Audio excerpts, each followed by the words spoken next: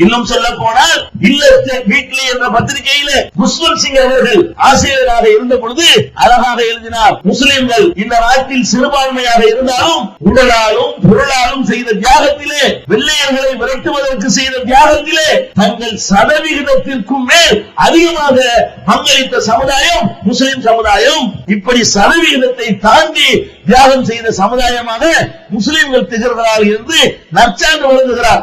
இப்படி அங்கொன்றும் இங்கொன்றுமாக சில நல்லவர்கள் வழியாகத்தான் நம்முடைய தியாகங்கள் சொல்லப்படுகிறதே தவிர அரசு எந்திரங்கள் மூலமாக திட்டமிட்டு நம்ம ஏதோ வெளிநாட்டுக்காரரை போன்றும் உங்களுக்கு சுதந்திரத்துக்கு என்ன சம்பந்தம் இருக்கிறது என்பது போலவும் ஒரு தோற்றத்தை ஏற்படுத்துகிறார்கள். ஒன்றை நீங்கள் நன்றாக புரிந்து கொள்ள வேண்டும். ஒன்றை பெறுவதற்காக வேண்டி, மீட்பதற்காக வேண்டி யார் தியாகம் செய்வார்கள் தெரியுமா? யார் அதை உருவாக்கினார்களோ, யார் பறி கொடுத்தார்களோ அவர்கள் தான் அதற்காக தியாகம் செய்வார்கள். இந்தியாவை பொறுத்தவரை இந்த ஏக இந்தியாவிலே 80% இந்தியாவை உருவாக்கியவர்கள் முஸ்லிம்கள். உருவாக்கிய இந்த இந்தியாவை முஸ்லிம்களிடம் இருந்துதான் வெள்ளையர்கள் தட்டி பறிக்கிறார்கள். பறி கொடுத்தது முஸ்லிம்களாக இருந்த காரணத்தினால் நம்முடைய கையில் இருக்கும் போதுதானே இந்த ஆட்சி அவர்கள் கைக்கு போனது என்ற உத்வேகத்தின் காரணத்தினால் தான் மற்றவர்களை விட முஸ்லிம்கள் அதிகமாக தியாகம் செய்தார்கள். எப்படி எல்லாம் தியாகம் செய்தார்கள் நீங்க எல்லாம் பார்ப்பீர்கள். பள்ளிவாசல் இருக்கிறது முஸ்லிம்களுக்கு, கிறிஸ்தவர்களுக்கு சர்ச்சை இருக்கிறது, இந்துக்களுக்கு கோவில்கள் இருக்கின்றன.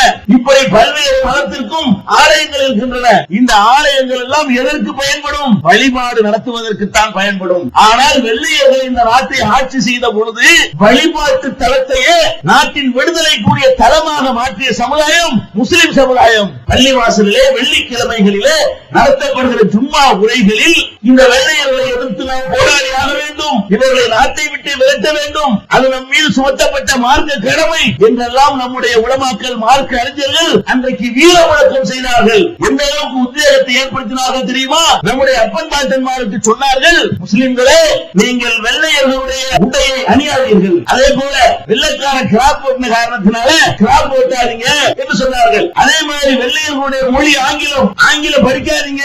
வெள்ளைக்காரனுக்கு எதிராக அல்லாஹ்வை தொழுகிற பள்ளி வாசல்களிலே தொழுகை நேரம் போக மற்ற நேரங்களை எல்லாம் எதற்கு பயன்படுத்தினோம்? முஸ்லிம்கள் முஸ்லிம்களுக்கு வெறி ஊட்டினார்கள்.